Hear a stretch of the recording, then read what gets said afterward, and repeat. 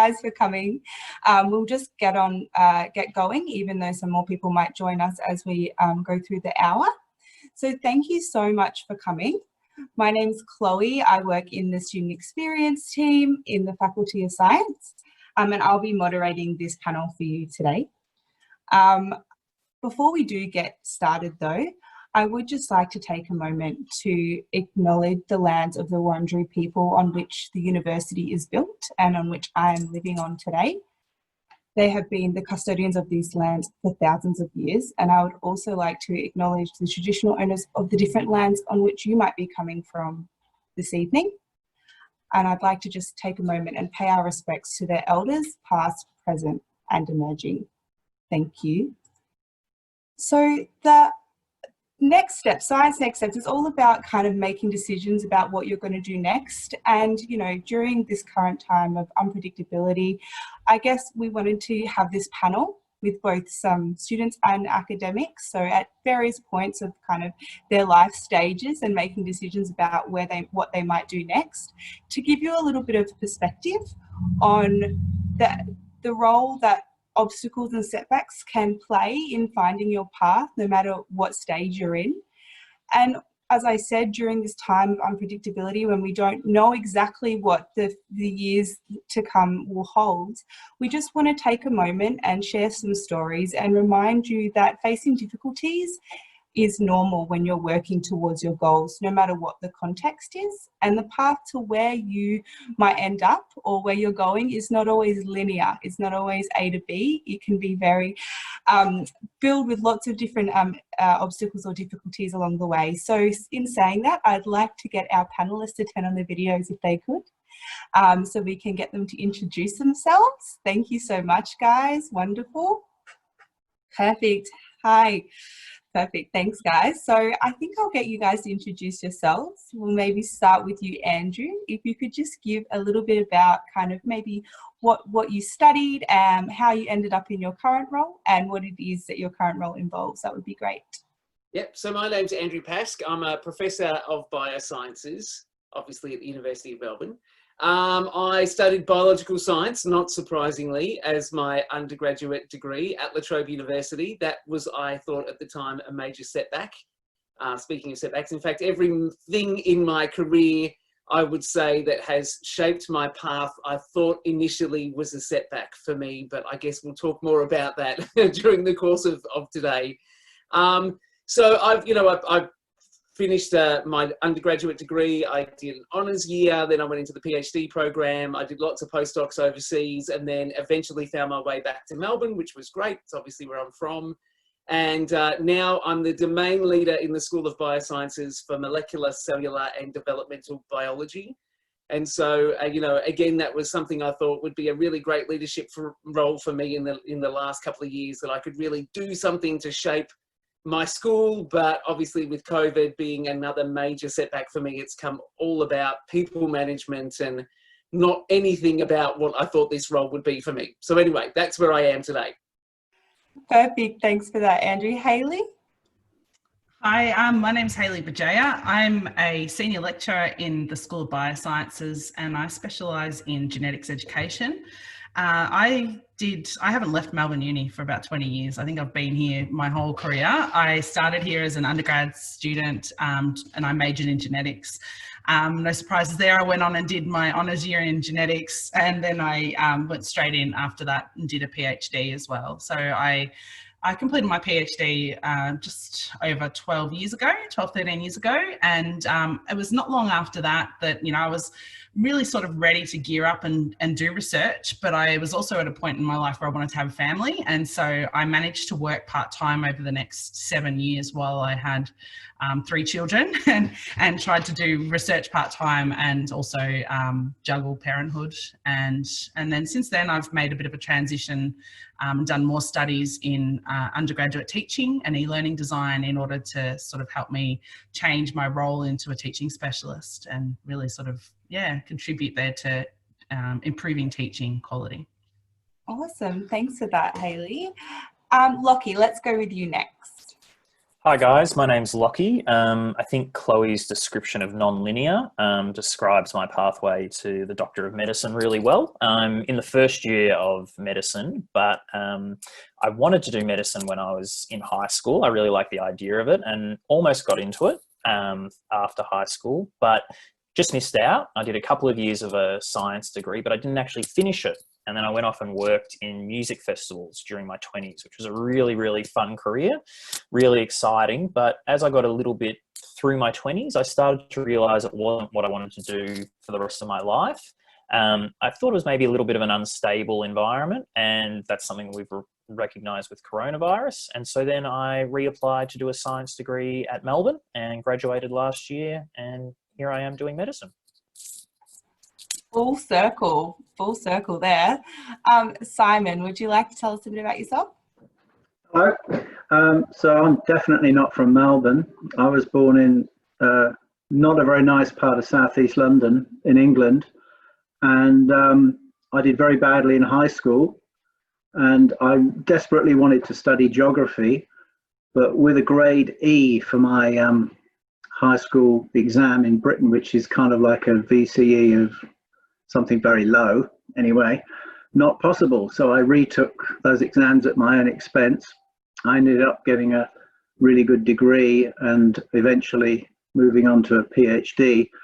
But I can tell you about moving around the world because I've done it to excess, really. I've been here 16 years on and off, but with a lot of experience internationally. I've lived in everything from African villages through to different bits of Europe, learnt a new language, or work in the Pacific.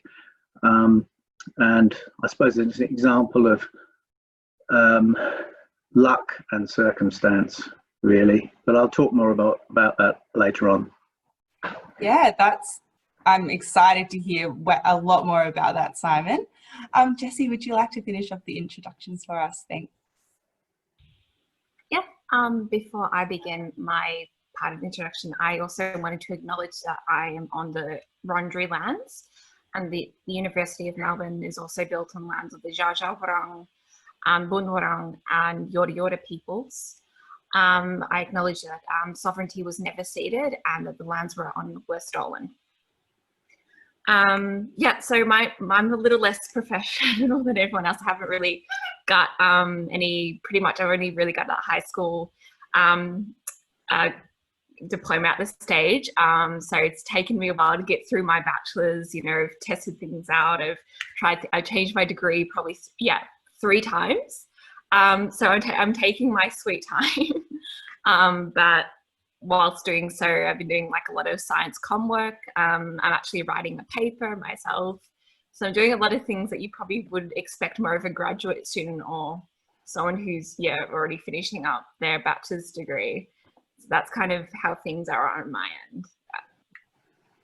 Awesome. Thank you for that, Jessie. So this is a Q&A panel. There is, for all the attendees, there is a Q&A function down the bottom of the screen you'll see. So if you have any questions, please enter them using that function down there. If it is for a specific panelist, please just make sure you mention their name so we know that we can direct it to them.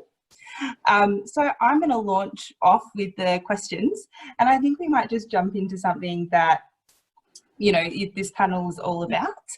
So maybe we'll start with you, Hayley, but can you think of a time where things didn't go to plan? I mean, you've done a lot of different things and you've shifted and changed. So when was a time that maybe you set out to do something, it didn't work out, and what did you learn from it?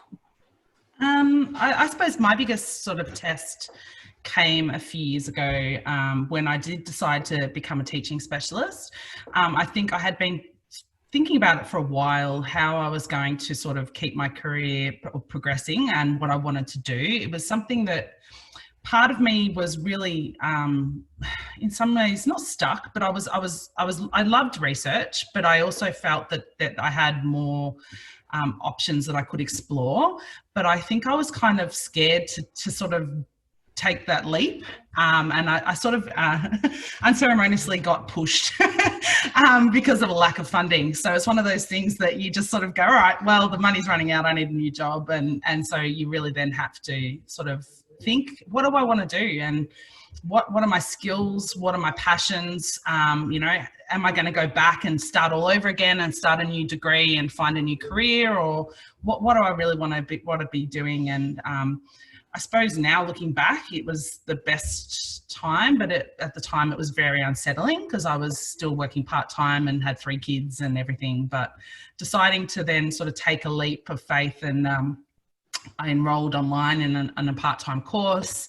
I happened to speak to a fantastic mentor of mine, Dawn Gleeson, who everyone will know from first year biology, who took me under her wing and sort of said, oh, well, I'm looking at putting this new subject online. You know, maybe you can help me do that while you're doing your e-learning certificate. So it was a great, at the time, you know, it was one of those things, I think sometimes, you know, you really need to sometimes step out of your comfort zone or be pushed out of your comfort zone to really see the opportunities that are there.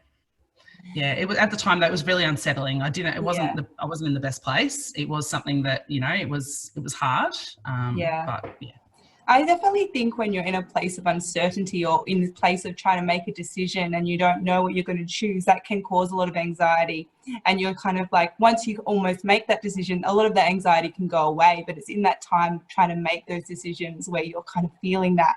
So I definitely can relate to that, and I've been in similar situations myself. So Andrew, did you want to maybe elaborate on a time that something that you faced and what you learned from it? Yeah, I mean, there's been so many times in my life, I think, where I faced what I thought was a setback at the time, and now reflecting back upon it, it was a great opportunity for me. So I really think what Hayley said before, you know, about, you know, it's at the time you're just sitting there going, you don't know what to do and you don't know how it's going to impact the rest of your life. But one of my mentors said to me, who's Jenny Gray, so she actually won the Prime Minister's Prize for Science 2 years ago. And I remember talking to her as I was finishing up my PhD with her and asking her about a career in science and what it's been like and how do you make these decisions. I was faced with where I wanted to go with my career at the end of my PhD. And she said when she reflected back on her life, all of the really big things that sort of changed the course of where she was going were more or less decisions that were made for her. Like Hayley was saying before, like where funding's run out and so you follow it because you kind of have to follow that path. And, you know, she said she spent hours deliberating over, particular decisions that in the end she looks back and goes, oh, that didn't matter at all. And, you know, there was this one event that happened that changed the course of my life. And if that hadn't happened, that, you know, everything else would be different.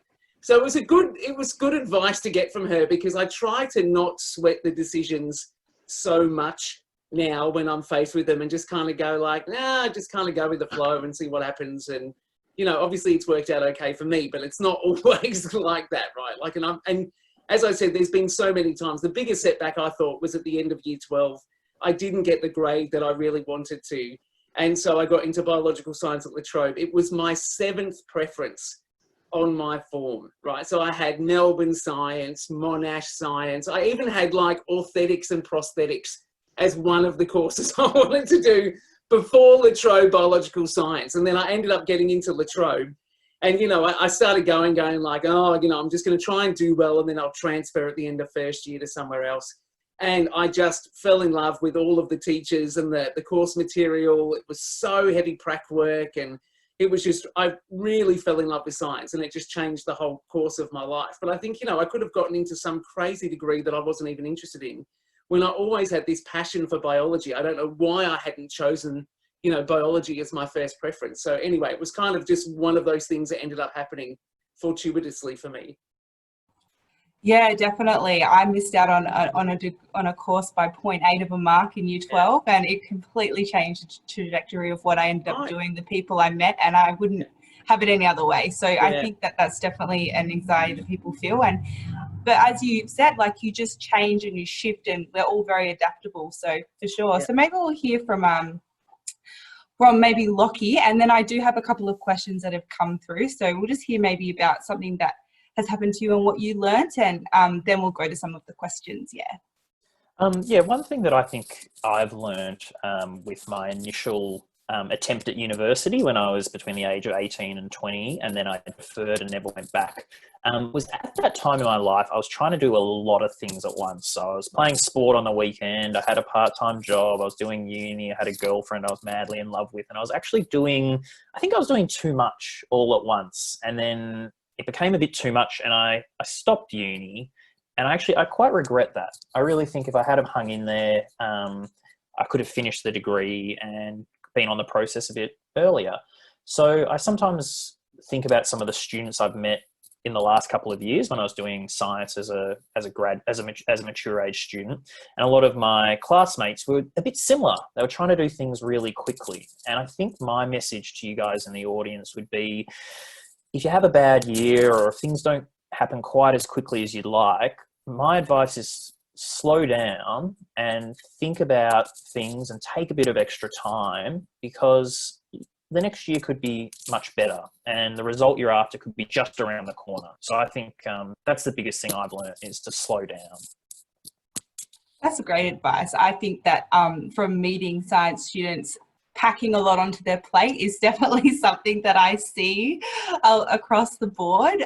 So maybe that's some great advice from someone that has been there and done that. Maybe we'll just actually get the rest of the panelists to share, because I'm loving these stories. I'm finding them so interesting, and I hope the attendees are too. So Jessie, would you like to share a little bit about maybe a time or a couple of times that you've had to face something and what you learned from it? Yeah, absolutely. So I guess I've had a few of them, just not like real, well, not really big ones, but like definitely game changers, but also they help put things in perspective for me. I think, yeah, some of them were really actually important because they made me realize who I am as a person, what's best for me, what's the best trajectory that I should be taking in my studies. So like I said, I changed degrees twice. I'm now happily doing ecology and evolutionary biology. But it did take some time. It took, talking to mentors, talking to course coordinators, talking to other professionals about their experiences in degrees, and just how how their kind of experience with that, and working out if that aligns with what I want to do and it aligns with my values and my overall goals. And I found that, no, actually, as much as I love zoology, I wanted to do something a bit different. And also, as much as I also loved veterinary science and I wanted to be a vet, it was not quite in my books and it wasn't exactly the best fit for me. So yeah, I went with ecology, and should be staying with this, hopefully not changing degree again. And I definitely agree with what Lucky says about taking your time. It's so important because, especially if you're just leaving high school and going to university, you're developing so much. You're developing your sense of being like an adult. You're taking on more. So there's like a lot that you're learning and taking in that time, and it can be so stressful and overwhelming. That's why I think, yeah, taking your time, doing things on your own time, especially, and not looking at it too much like a race. And I've got to get that degree, and then bam, then everything's set. Life tends to throw things at you. And it's, yeah. And so if you take your time, you build up your networks, build up your supports, you'll get there in due time, on your own time.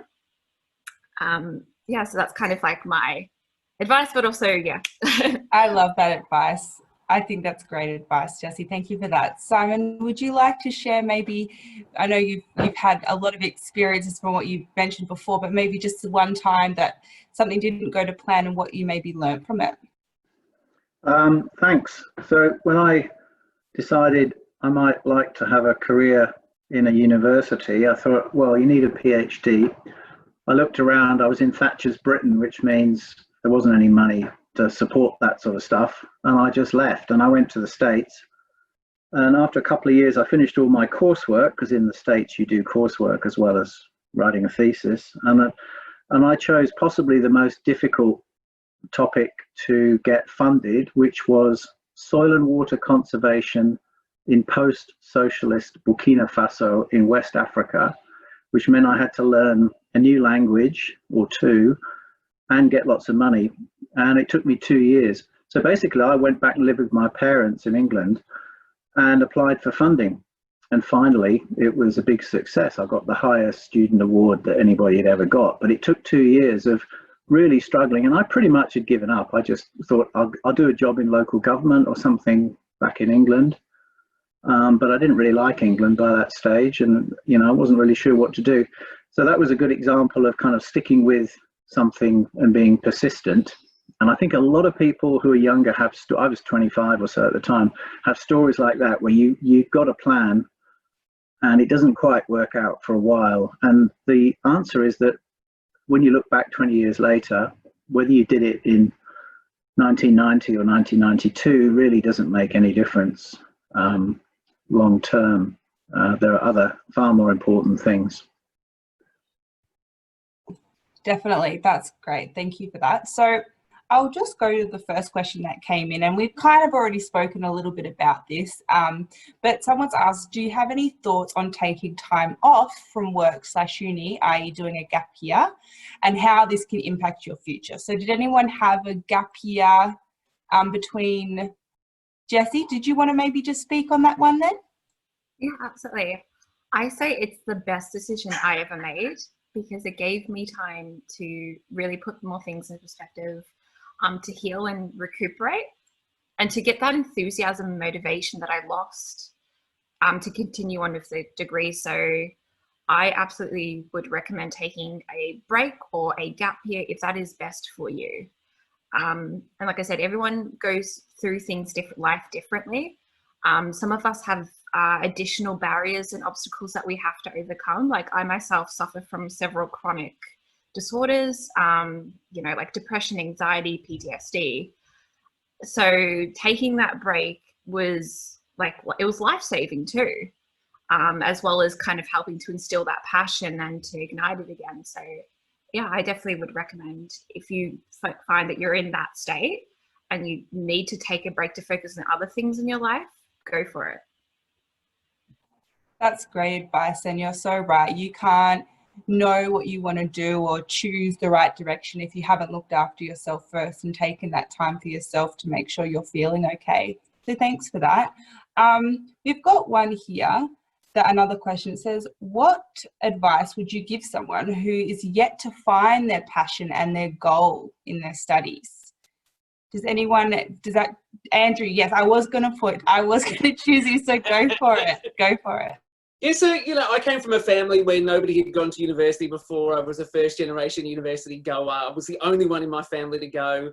And, I got there and I had, it wasn't the degree that I wanted to do, as I've told you all. And I'm like, I've got no idea what I'm doing. So I just picked, the broadest selection of subjects. And it wasn't until, the last semester of third year that I was like, I love genetics, right? And it took me that long. And until then, I was just kind of, I don't know, I was just picking subjects that I thought I could do well in. So things that I enjoyed studying as opposed to the ones that I really didn't like. Physics, I really didn't like chemistry, I didn't like maths. So as soon as I could not do those subjects, I stopped doing them, and I was really enjoying, physiology, microbiology, genetics.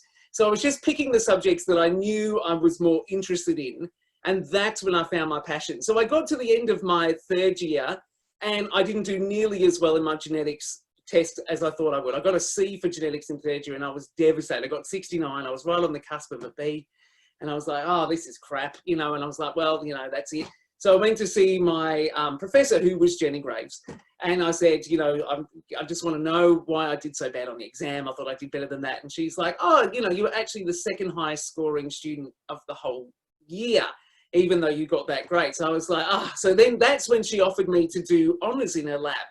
And I had no idea what honours even was when she was talking to me about it. I'm like, what is this thing that she's talking about? So it was, spending a year in the lab doing research. I knew I loved my pracs.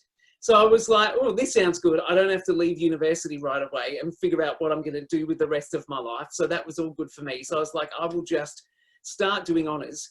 And then once I actually got to the bench and I started actually practicing science as opposed to learning about science, I fell in love with the whole career. And then from that moment on, I was petrified, because there was nothing I wanted to do more than go on and get a PhD and just do research for the rest of my life. And so then I was like, okay, I have got to make this work, because suddenly I had this passion that this was exactly what I wanted to do. I felt like I was in the right place, and it was everything that I ever wanted to do for my career. So it was fortuitous how I got there. I didn't have a master plan of, you know, I'm going to go and do honours year and then a PhD and then I'm going to become a research scientist. It just kind of happened that way. So I think, you know, again, it comes back to that being adaptable and being flexible to changes. I think don't worry about it too much. You know, wait to see what it is that you really feel passionate about. And if you get to the end of your degree and you haven't been passionate about any of it, then it's not going to be the best career path for you, right? So you learn so much more from a degree than just the content. You know, you learn so much more about being an adult and how to plan projects and how to, you know, act on deliverables and all of those skills that are really transferable. So you're not still locked in at the end of it. If you go, you know what, I enjoyed learning about science, but I don't want to do this for the rest of my life. You know, the best decision you can make then is to try and change and figure out what it is that you really do want to do. Great advice. Yes, Simon, did you have something to add? I stumbled across something a little bit later in life, in my late 20s, which was a professor that told me to succeed in science or social science. I'm more of a social scientist these days. I have a joint degree, actually. But you need to, there's two things you need to contribute for a successful career. One is to have some sort of speciality where you can say, I'm quite good at something or I'm an expert in something. I still haven't actually worked that part out. But you also need to be able to synthesize, to think big. And this is more common, I think, in the social sciences, because you can't have a career in social sciences by, you know, just being an expert on one writer or whatever. You need to be able to teach across other areas and think across other areas. But the specialist synthesis difference, I think, is really important when you're young. You might not yet have your specialist thing that really is a great passion, but you might actually be able to develop broader knowledge in that period, and then maybe a specialism pops out. So yeah, going off to Burkina Faso, which was a life-changing moment, sort of popped out of a book I was reading when I was wondering what to do, and I thought they're doing amazing stuff on land degradation issues and soil conservation. I need to go there. So yeah, it came later after lots of wider thinking. Awesome. Thanks for that, Simon. This one might be a good one for you, Lockie, but someone has had to change their major from neuroscience to psychology, and it means that they're going to have to over-enroll. So has anyone ever had to change their discipline area, which meant they had to delay their studies, and what were the impacts on their future?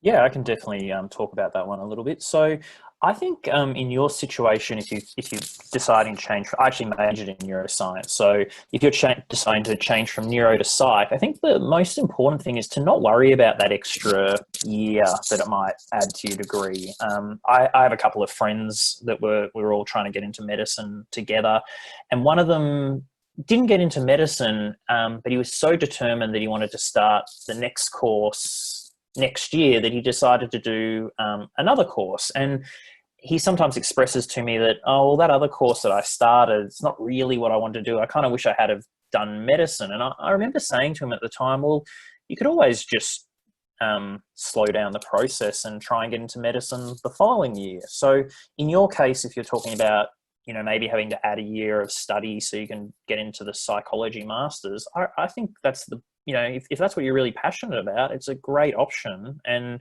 slowing down and taking time to do that is 100% worthwhile.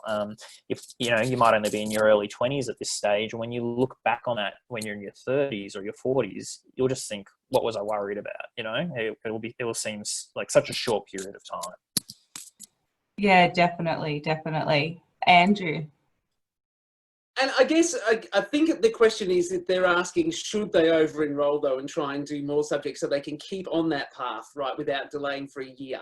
And so teaching first year biology, probably Hayley's got some view on this as well, is we do have students who come into that who have over-enrolled. I haven't ever over-enrolled. I went through my degree, you know, in the standard format, but we often have students in that who have to come back and do first year biology because they're switching degrees and things. And it is difficult. So, you know, when you think back to your first year, it is quite a demanding year. And so I think if you are a machine and you know that you can push yourself through it, then by all means, I think, you know, there's definitely capacity in somebody's life to do an extra subject, but be aware that you are going to be completely consumed for that semester. You're not going to be hanging out with your friends and doing your normal stuff. I think if you want to smash it out and get back on task, you can do it, but it's tough.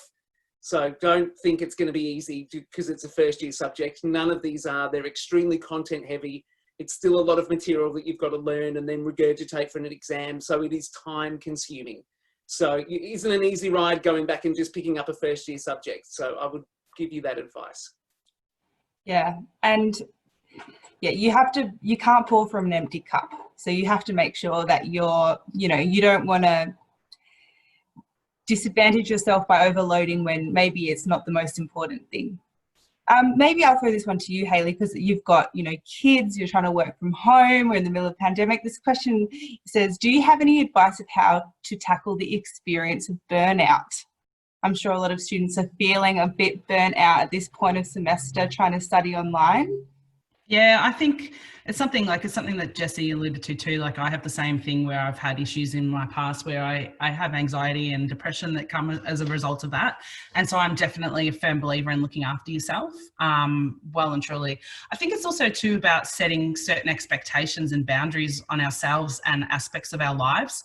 My biggest challenge came, obviously when I was trying to complete my PhD, I was also trying to plan my wedding and everything at the same time. I wanted to submit my PhD before I got married. And then I had to sort of get to a point after a little bit of a mini nervous breakdown where I let go of that idea and I said, doesn't matter. I'm going to submit potentially 6 to 12 months after I get married. And there's nothing wrong with that. It's completely fine, Same as when I went back to work after having my first child, I really struggled with the balance of who am I? Am I a scientist? Am I a mum? What am I, working when I'm supposed to be at home, thinking about my child and what I need to do when I'm at work. With the help of even a professional at the time, I had to sort of let go of some of my perfectionism that there was, these expectations that I had on myself to do everything perfectly all the time. And just to sort of not drop my standards completely, but to just be good enough and feel like I'm doing good enough for myself, good enough for those around me, and not feeling like everything has to be perfect all the time. We can tend to see what other people are doing and think that we have to, achieve in so many domains that they are. I think it's even worse with social media. You just see, the happy aspects of people's lives and not the other stuff that's happened, 2 minutes before in their photo, before their selfie. I think we really need to sometimes take a bit of a step back. At the moment, to me, it's also boundaries. I do work hard. I've got kids at home. I'm trying to sort of set boundaries where I say, that's it. Work's finished for today. It's family time. Or, no, sorry, kids. Mummy has to spend, a few hours on a Saturday doing some work and then I'll be fine to play with you. It's balancing. It's looking after yourself as well, taking time to say, the house can be messy. I'm just going to sit down and have a cup of tea and read my book. It's everything. It's hard. It is hard. And you need to know when to sort of have those times where you say, I should be working right now, but I just need to have a couple of hours off because I need to reset and I need to be able to focus properly. Yeah, definitely. And it's about giving you that time to say, I'm actually not going to beat myself up over having this time. I'm going to actually turn off and not be thinking about all the things I have to do, for sure. Let go of the guilt. Let go of the guilt. That's a great one. I like that. So we've got something a bit more practical here. It says, how fluid is postgrad? There are so many stories of people finding their ways into areas of research which they never expected in their undergrad. However, postgrad programs appear to be really rigid with prereqs. So how does that shift happen? I'd be keen to hear your thoughts on this. Does anyone have any thoughts about that? Anyone want to jump in? Simon, go for it. So I used to be the director of the Master of Environment in the Faculty of Science, and that's a degree that has about 260 odd electives from across the entire university. It's very unique in the world. I actually wrote an article about it if you look at my webpage a couple of years ago. And you get students come in with really a very, very broad background. And I think the only thing that disadvantages you if you haven't got an environmental background is you have to study a little bit longer. But I think postgrad can be quite accommodating. And also the research that you choose to do as part of that, not everybody does research in that particular degree. It often emerges in your first few subjects, something gels with you if you're going to go on to do a research project of some sort. And you know, if you're back in where I'm from in the UK, a master's is strictly a year. Here it's often up to 2 years. It's called the Bologna model. We tend to go for 3+2 to get you to the end of a master's. You can do it in different ways. If you've got honours, that's a year in the middle there and a shorter master's. But some degrees do actually give you plenty of options to explore things, and they're quite broad. Yeah, Andrew, do you have anything to add about the postgrad? Yeah, so, you know, we have two different pathways, I guess, of going on to become a career scientist. That you can either go and finish your degree and then do honours and a PhD, or you can do masters and then the PhD. So you can do those two different ones. The masters is thought to be a better terminal degree. So if you're thinking you might finish at the end, it's nice to do a masters because there's a lot of extra coursework that's in the master's degree that expands your sort of knowledge base and makes you a little bit more employable at the end of it. Whereas the honours is much more research intensive. So it's really about getting you into a lab and getting you that research experience. You also get that with the masters, but because the masters is 2 years, you have almost a year's worth of coursework as well as the year worth of research. Whereas the honours, you jump heavy into the research with just a little bit of coursework. So, you know, and they are really flexible. So that project that you actually end up doing at the lab bench is something that you negotiate with your supervisor. So you come to them and you talk to them about what it is that you're interested in. They'll tell you what they've got practical funding to do. And then you arrive at some project that's somewhere between, you know, what you may want to do and what they are sort of contracted or paid to get done. And that's how you find, you know, where you end up in the lab. And, there's tons of projects on offer across all the different schools that you can just really start to explore who's doing what research, what are the kinds of projects that they do, and then start getting yourself known to those people. Because the way to get into those labs and to get those research experiences, it's really about showing that supervisor that you're a really passionate person. It's not so rigid in your wham. I think the cutoff for us in biosciences for honours is 65. So you don't have to have a very high wham to get into it. But I want to see that you're somebody who's really passionate about the question, that you really love this particular area of science, because then that's when you're very successful and that's when you have a really good career path from it. Awesome, thank you. We'll maybe move to the next question. So this is also a little bit of a and I think you kind of maybe have already touched on this just then, Andrew, but can any of the panel advise how I can work under a professor here at the university, like assisting them on projects, working in a lab?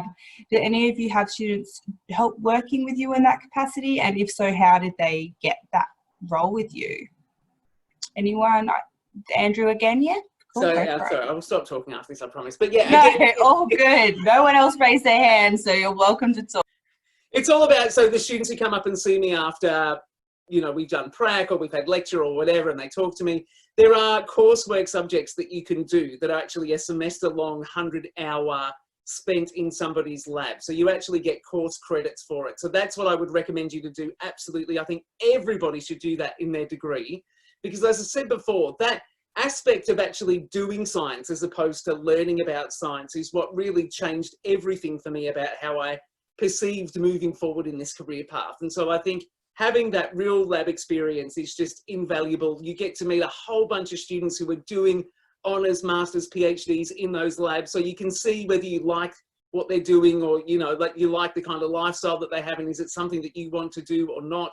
So it's just such a great experience. And you get, often you get a really good mark for it too, because you have to really stuff up in the lab to not get a good mark for that subject. So it's a good one as well to do. It's not a difficult subject to score well in, and it's a great way to get your foot in the door. So they're the kind of students that I then offer honours, masters, PhD, because I know they operate really well in the lab. So really put yourself out there and talk to people. Yeah, I was just going to throw to the students if you had any advice around this about having to reach out to academics and stuff. Yes, so the subject that Andrew was talking about is, I 100% agree with him. There's two subjects I did. One's called the science internship subject, and one's called the biomedical research subject. And I did both of them at the Florey Institute of Neuroscience.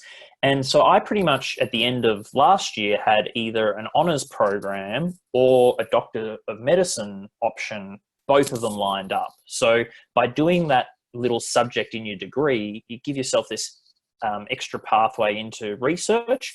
You could also go on and do something like a psychology master's instead. So I think trying to give yourself those different options, that's a really positive way of doing it. And I think by the end of my internship, my professor didn't even care how good my marks were, because he just thought I was a nice kid who was going to work hard. So yeah. Awesome. Jessie, did you have anything to add about your experiences of reaching out to academics, or any advice you would give around that? I'd say don't feel afraid or hesitant to actually send out an email or just approach them. I know, like, when I first did it, I was super nervous, super scared. I was like, oh no, they're going to think I'm so annoying. And I'm, but they're really, from my experience, most like coordinators and most, coordinators and tutors, demonstrators are really, really excited. They love to see that enthusiasm. They want you to engage with them. I've had so many mentors who go out of their way for me, have all these opportunities, like, hey, Jessie, so this popped up, this will be great for you. So I definitely encourage people to go out of their comfort zone and ask them for not during COVID, of course, but like maybe having a coffee over like a Zoom chat. Awesome. Thanks for that. I've got one that's for you, Lockie, actually. It says, how did you adjust your mindset when going back to university? And how did you cope with that guilty feeling you were talking about earlier, when you probably should have hung in there a bit longer? Yeah, I mean, that is an excellent question, and it's been one of the best parts of going back to study. So when I went back in 2016 to start the science degree, it really was hard, because my friends that are the same age as me were having kids, buying houses, had really good careers, and I was suddenly back on Centrelink in class with 19-year-olds when I was in my late 20s, and that is really quite challenging. But I now look back on it, and it was probably one of the best decisions I've ever made. It's made me a better person. I now have a science degree. It's made me more reflective about life, and it makes you a little bit more humble and a bit more modest. You meet people along the way, and you don't care about being cool and going out to expensive restaurants and all that sort of stuff. It really was a growth period for me. So I think if you're in a similar situation where you're worried about doing something that not everyone else is doing, and you feel guilty or you feel worried about it, I think if it feels right for you and you can see that there's a positive to come out of it, I think really give it a shot, because I think it was an excellent decision in the end. Cool, thanks for that, Lockie. This one is a bit different. It says, is there any advice on how to deal with the competitive nature of university? Does anyone have? Hayley, go for it. I would try to just ignore it. That's always been my thing. Just run your own race. That's all you can do. Like, it's not just uni, it's life. You can always look around and see people being, they're more successful, or they've got this, everything's sorted and they've got their stuff together. They just know what they're doing, or they're earning more money, or there's so many ways that you can be. You've just got to focus on yourself and do the best you can do for you. If you know that you've done your best, you can always come out, that sounds really corny, but you're coming out winning, and I just think that that's the only way you can go. I've never sort of focused on the grades myself. Andy has sort of spoken about that too, that, he wasn't necessarily a high, achieving student. Look at where he is. Like, I was the same. I was never focused on H1s. I was just focused on enjoying and doing the best I could, obviously within balance. So I think that's what you just need to do. And if it's meant to be, it'll happen, or you'll find a way to get there. It might be a few more years or a bit of a detour, but you can make things happen. Yeah, I think that's great advice. Andrew, do you want to add to that? And Jessie, we'll go. Yeah, this is a good one, right? We've got an opinion on this one. But yeah, I think the biggest, so I never thought of myself as a competitive person at all. But then when I came from high school, I was at a state school. I was one of 10 people from my high school that actually got into university, right? Because it was a really crappy state school.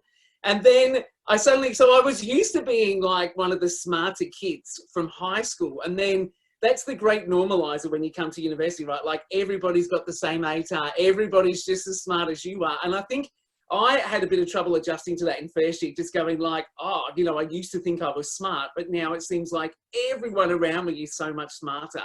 And I think that did get to me a bit in first year, where I was really feeling this pressure that I felt like everybody had come from private schools. Everybody was, you know, like a year ahead of me in their understanding of chemistry and everything else. I'm just like, oh, you know, it really felt like I was struggling, but I did find my feet and I stopped caring about it. So I think it is really important to just follow your own path and not exactly what Hayley said. Don't look around you, because you'll always see people who are doing better, and they're the ones that really play on your psyche. You never remember the people who are not doing as well as you or whatever. You just fixate on the ones that seem to be skyrocketing and going really successful. So try to not fixate on that for all aspects of your life, not just uni. Yeah, definitely. Jessie, did you have something to add? Yeah, absolutely. So it's a bit of an extension of what both Hayley and Andrew have said. So definitely focus more on yourself, prioritize your health. But it's also important to see that the university often reflects the way that our culture and society operates. It is unfortunate that university is not a level playing field. It does have a lot of barriers. So people from marginalized communities, because like I myself am I'm an Indigenous person, and I'm also trans. And going through school, I was told that I would never achieve anything because I was Indigenous. I was said that, oh, Indigenous people can't go to university. We don't have the capacity. We're not smart enough. We're a problem.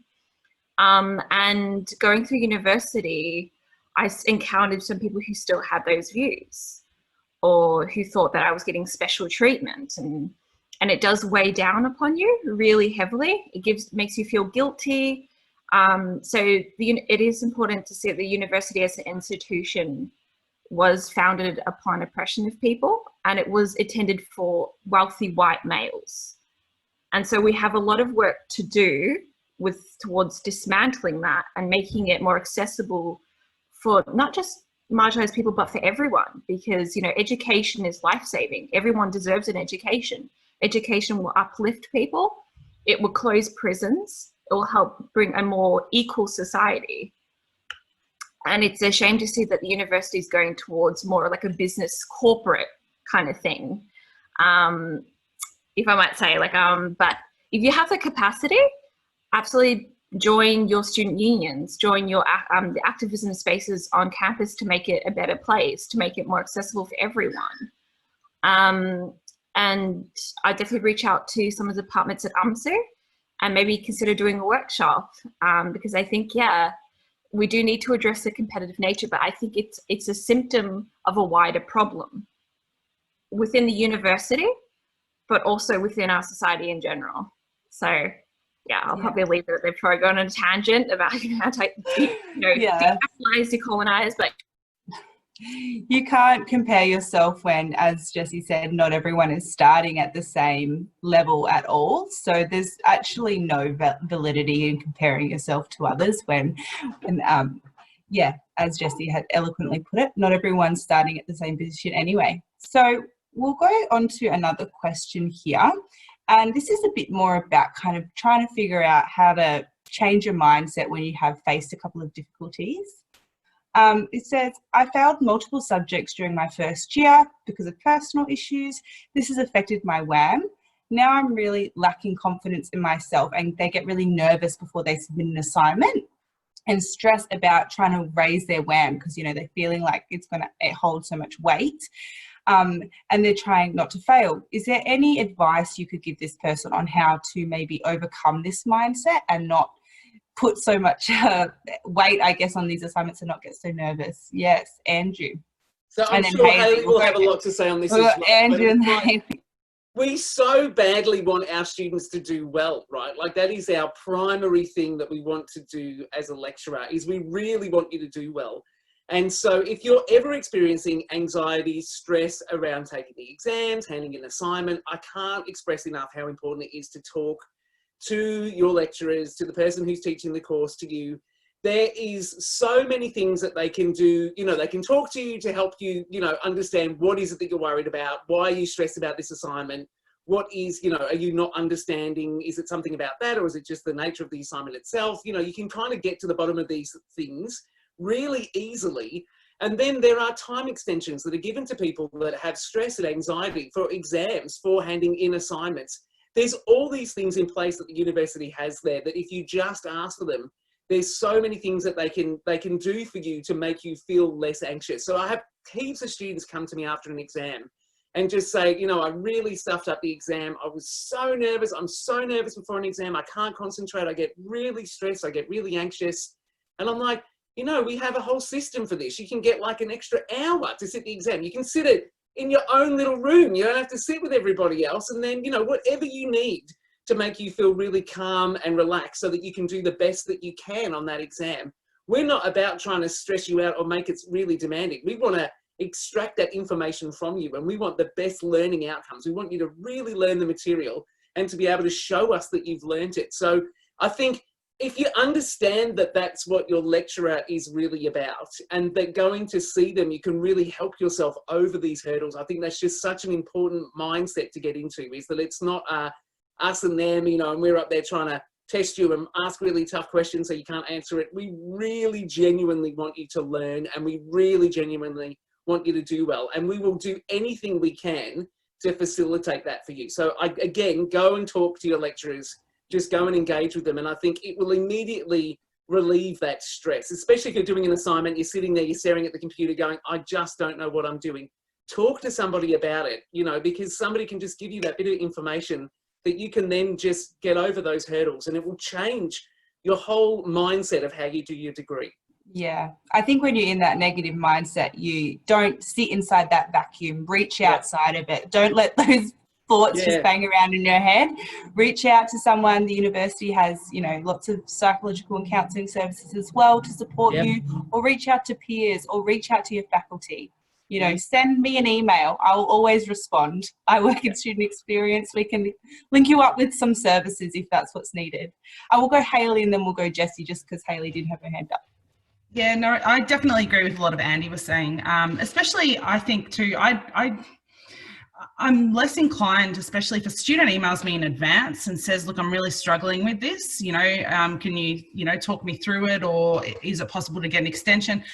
Absolutely, you know, it's a little bit more challenging when, if the submission deadline's passed, you know, it's always something that you should be preemptive. I myself, when I did my grad certificate, I had bad periods and I had to ask for extensions too. It happens to all of us. So it's something that's nothing to be ashamed of.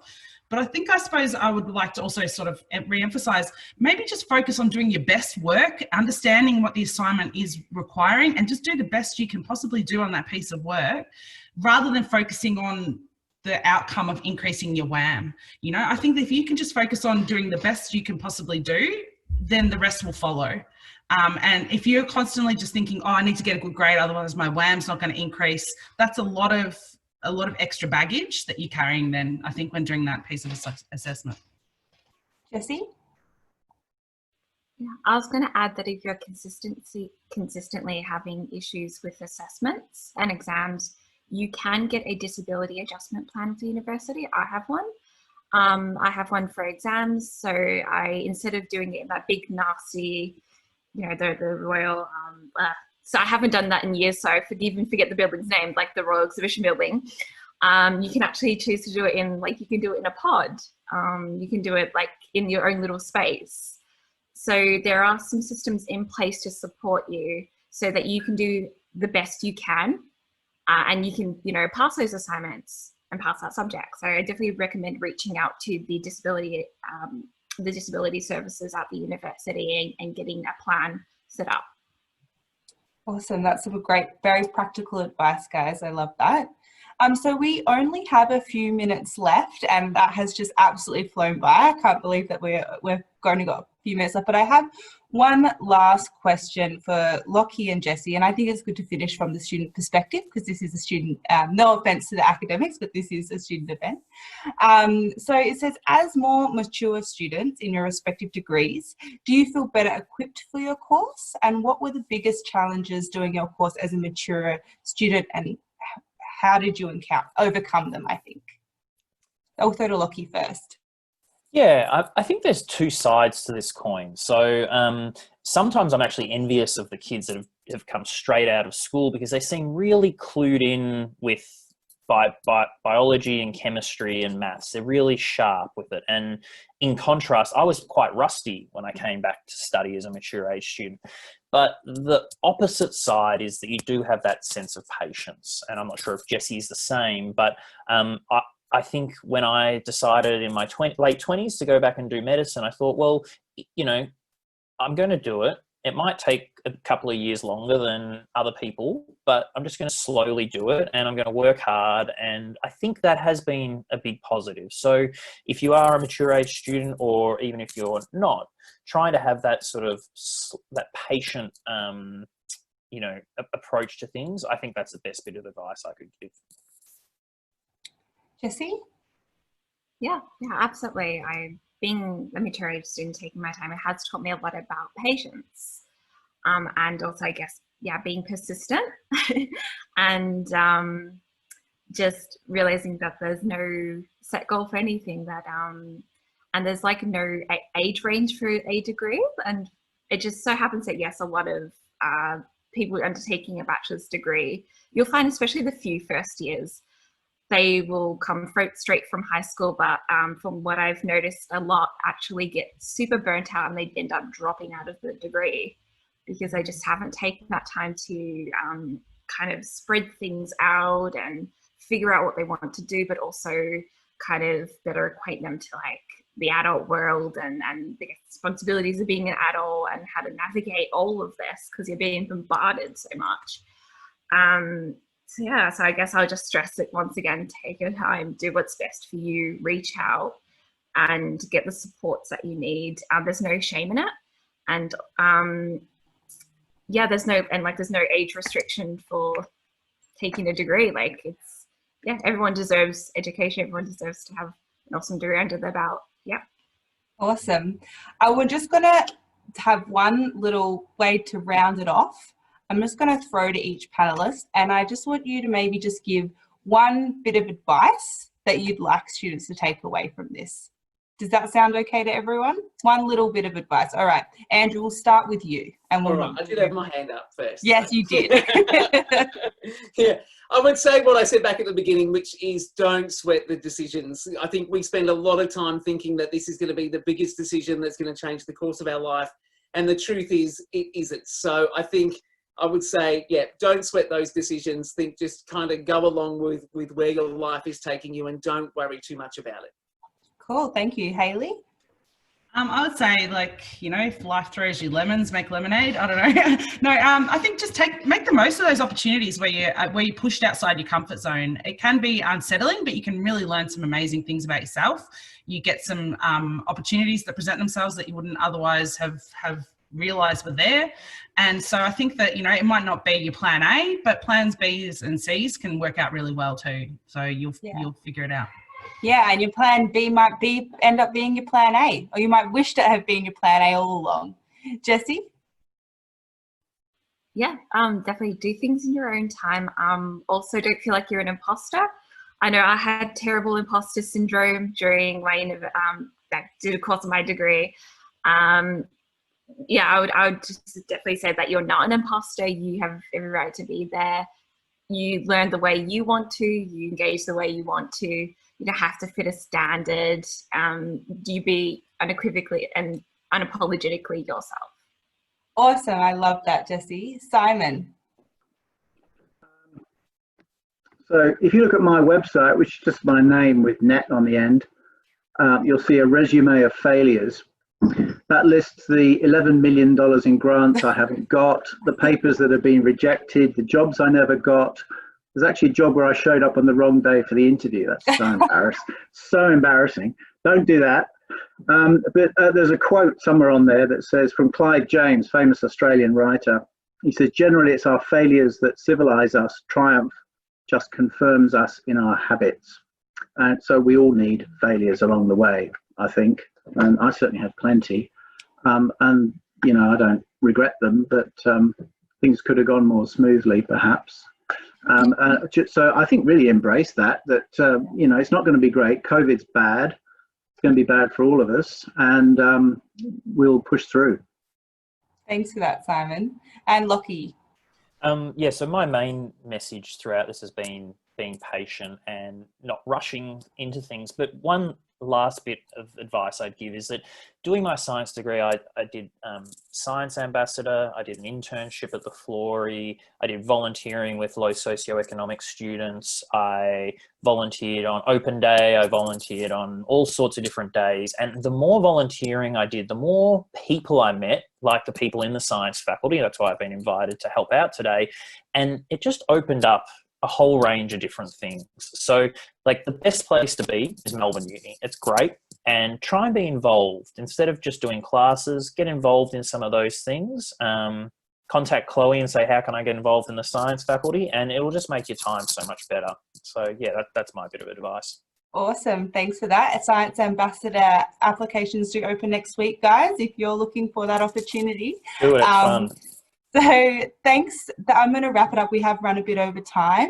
I just want to say thank you so much to the panelists. You guys have been so great, and I really appreciate you taking the time to come and share your stories with our students. They're really valuable, and I think it shows that no matter what you face, you can end up somewhere great, and it's not always where you originally planned. So thank you again. Thank you to all the students for coming. We do have some other events happening as part of Science Next Steps this week, so make sure to go online and have a look at those. But yeah, thank you so much for coming, and hopefully I see you at some other events. Thanks, guys. Bye.